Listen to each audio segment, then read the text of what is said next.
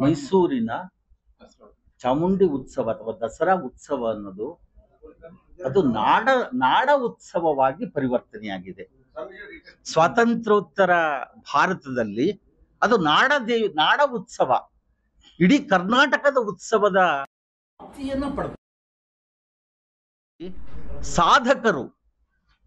ಸಾಧಕರು ಬಹಳ, ನಾನು ಈ ಮಾತನ್ನು ಹೇಳ್ತೀನಿ, ಸಾಧಕರು ಯಾರೇ ಆಗಿರಬಹುದು, ಕನ್ನಡ ನಾಡಿಗೆ ನುಡಿಗೆ ಒಂದು ಗೌರವ ತಂದು ಕೊಟ್ಟಿರುವಂತ ಸಾಧಕರು ಯಾರೇ ಆಗಿರ್ಬೋದು, ಅವರು ಸ್ವತಃ ಒಪ್ಪಿಕೊಂಡು ಗೌರವದಿಂದ ಬಂದು ಅದರಲ್ಲಿ ಪಾಲ್ಗೊಳ್ಳೋದಾದ್ರೆ ಖಂಡಿತ ಅದು ಸ್ವೀಕಾರಾರ್ಹ, ಅದನ್ನ ನಾವು ವಿರೋಧಿಸಬಾರ್ದು.